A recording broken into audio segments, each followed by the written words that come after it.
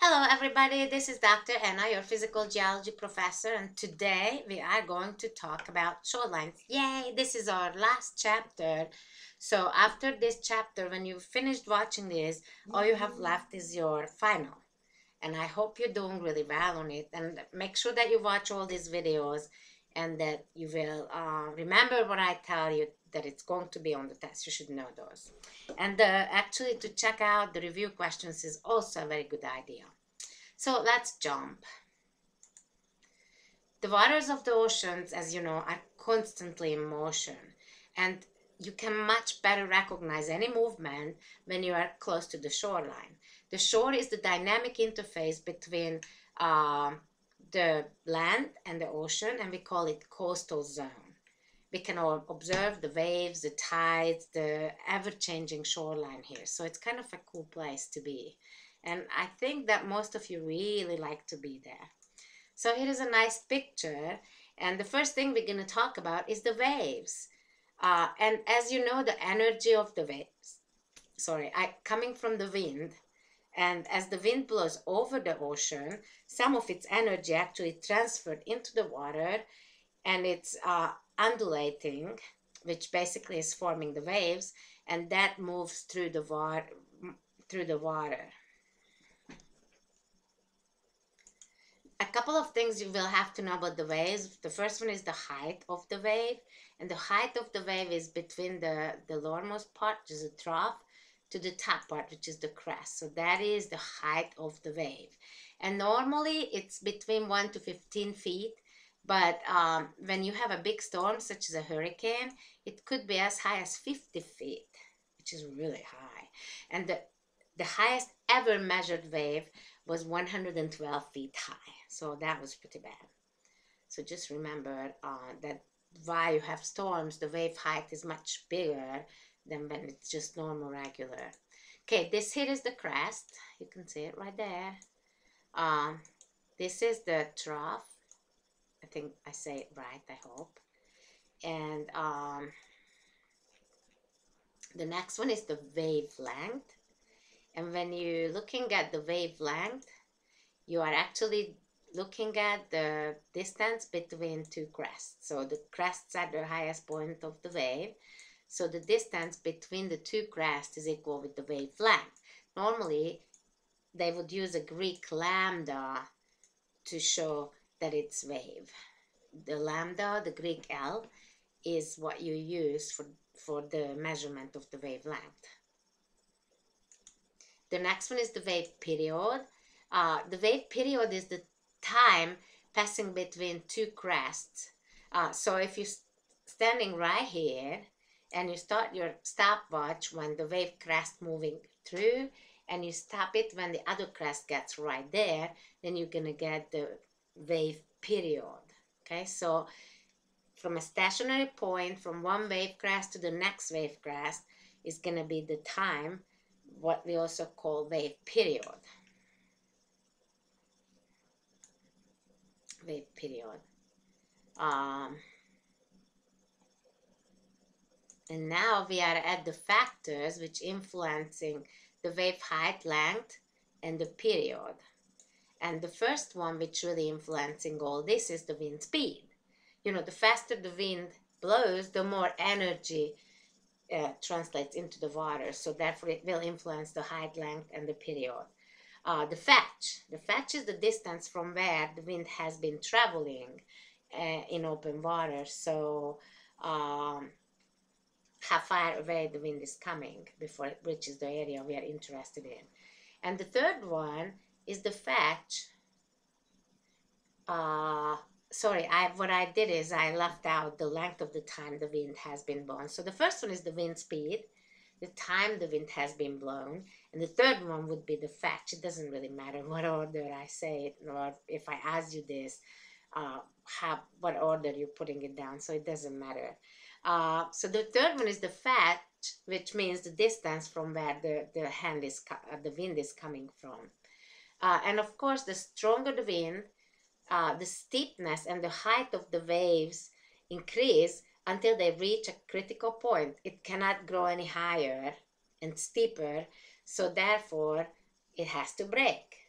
And when the wind is breaking, you will start seeing so-called whitecaps. The whitecaps are basically the places where the wind loses energy, or the waves, it loses energy, and the waves cannot go any higher.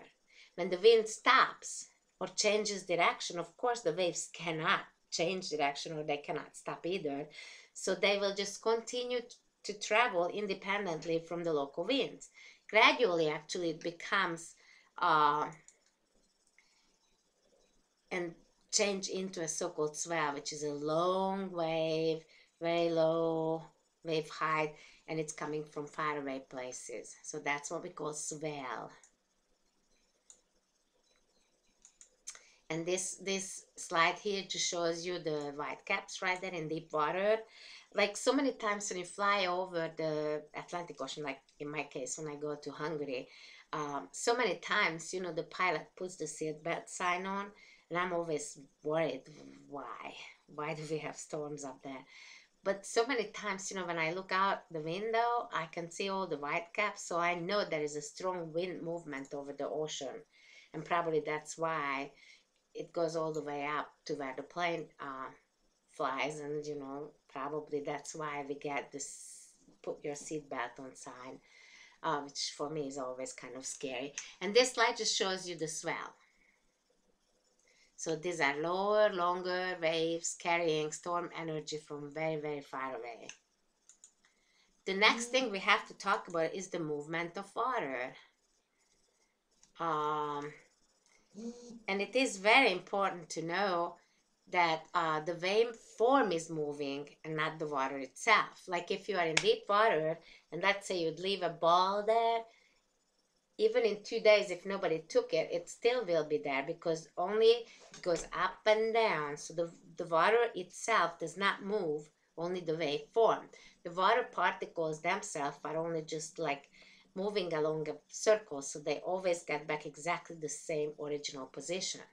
Now, the diameter of the circular orbit of the particle on the surface is equal with the wave height. That's logical right here, right here. So the wave height and the diameter of the circle at the surface is equal. On the other hand, as you go down, these circles are becoming smaller and smaller and smaller until it reaches the depth below which there is no water movement. And this is what we call wave base. And the wave base where the circles are disappearing is equal half of the wavelength. That is the wave base. And the fact that the water is just moving on a circle is what we call wave oscillation. So the water itself does not move, it only makes a circle, goes back always to the original position. And basically what you see is an undulation of the water. We call it wave oscillation. And as long as the wave is moving in deep water, this is what you're always gonna observe.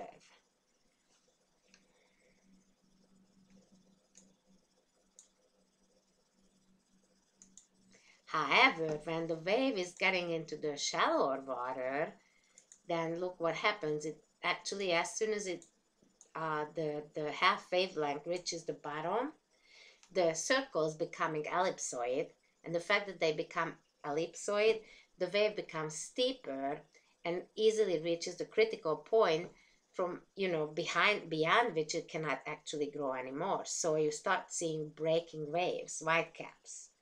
And as soon as the whitecaps starting to form and the waves are breaking, actually the water starts to move up to the shoreline, and it's going to be called wave translation, which means the water actually moving. That's what you observe when you're at the beach, that you're close to the shoreline, then actually the water is moving. And you might have questioned, how could I say that it's not? But it's only not moving when it's in deep water. As soon as you get close to the shoreline, then the water is moving.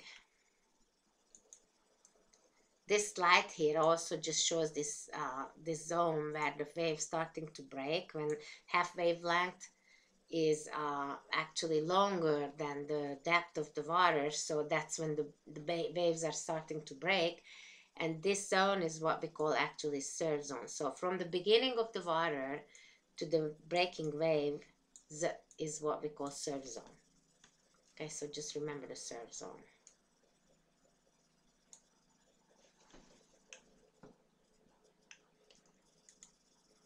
So I already kind of started to mention the wave base, and just remember again, this is important, I will ask questions about it, that the wave base is equal with half of the wave length. And the wave starts to, so when the bottom is equal with half of the wavelength, that's when the wave starts to fill the bottom. And that's when, as I just told you, the wave starts to move up to the shoreline actually. And this is the surf zone. And this is when it becomes from oscillation to translation. Just remember that. And that just shows you the water moving up to the shore. And so this is wave translation. And the surf is the zone of turbulent water when actually the water is moving up to the shore. And the swash is the name of the water which goes up to the shore. Okay, so the surf is the zone where it happens, and the swash is the water itself moving up to the shoreline. So the next one we have to talk about is the wave refraction and the coastal currents. These are really important, so you better know it. So when we think about the wave refraction, we have to understand that the waves usually strike the shore with an angle. See, like you see it right here, with an angle. And parts of the wave enters to the wave breaker zone sooner than the other part of the wave. So this part of the wave moving faster because it's still in deep water, but at the same time this part of the wave is slowing down. This will actually cause a bend in the wave, like that. Just like a marching band. When you march in a marching band and the line is turning, then the end part of the line is running like crazy, and the people in the middle basically don't move at all. So the same thing happens and causing the so-called wave refraction. So this could make the wave actually from coming to the shore with an angle of 50 to 60 degrees to actually going down less than 5 degrees.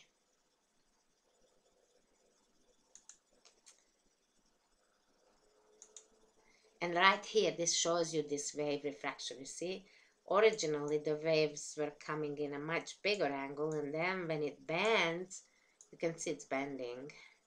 When it bends, it gets much smaller angle.